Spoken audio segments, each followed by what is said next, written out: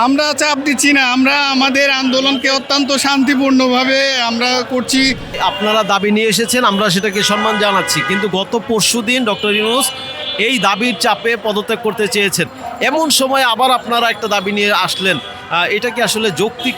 না, আমাদের দাবি যখন জানিয়েছিলাম উনি আশ্বস্ত করেছিলেন এবং সেই আশ্বস্ত করার প্রেক্ষিতে আমরা এখানে আসা উনি আমাদের আশ্বস্ত করেছিলেন, কিন্তু আশার প্রতিফলন ঘটেনি।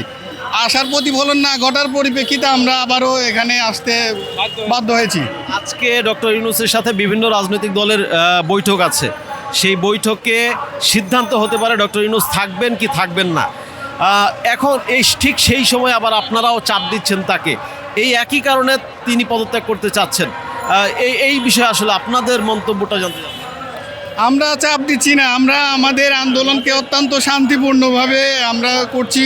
আমরা তার কাছে দাবি জানাচ্ছি, ঠিক আছে, উনি যদি আমাদের বিষয়টা মানবিক দৃষ্টিকোণ থেকে দেখেন, তাহলে উনি আশা করি উনি আমাদের বিষয়টা বিবেচনা করে বাস্তবায়নের সঠিক পথ এবং উনি ডক্টর ইউনূস পদত্যাগ করুক, সেটা আপনারা চান কি না, এই বিষয়টা একটু বলুন। আমরা অবশ্যই চাই না তিনি পদত্যাগ করুক, ঠিক আছে। আমরা চাই দেশটাকে যেহেতু সংস্কারের লক্ষ্যেই উনি এসেছেন, সংস্কার হোক, উপযুক্ত সংস্কার হওয়ার পরেই উনি একটা পর্যায়ে সঠিক নির্বাচনের ব্যবস্থার মাধ্যমে উনি সম্মানজনক অবস্থানে থাকুক। গত 9 মাসে কোনো সংস্কার হয়নি, সবাই এই কথাটি বলছে। পিছনে যাওয়া আপনাদের কাছে কি মনে হচ্ছে গত 9 মাসে ইউনূস কিছু করতে পেরেছে দেশে? অবশ্যই সংস্কার হয়নি বললে ভুল হবে, কারণ সংস্কার অটোমেটিক হয়ে যাচ্ছে। কারণ আলুর কেজি 120 টাকা খেয়েছি, এখন আলু আমরা 15 টাকা কেজি খাই। সংস্কার হয়নি কিভাবে? অনেক কিছুর দাম কমে আসছে।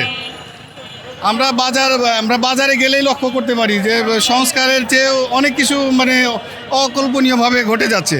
যার কারণে আমরা ডক্টর ইউনূস স্যারের কাছে আমরা অনেক মোবারকবাদ জানাই যে উনি অত্যন্ত দক্ষতার সাথে দেশটাকে পরিচালনা করছেন এবং সংস্কার করে যাচ্ছেন। একটা নির্বাচিত সরকার আসলে আপনাদের দাবি আদায়ে সুবিধা হবে, নাকি অন্তর্বর্তীকালীন সরকারের সময় দাবি আদায়টা সুবিধা, কোনটাই সুবিধা আপনারা মূলত কি চান?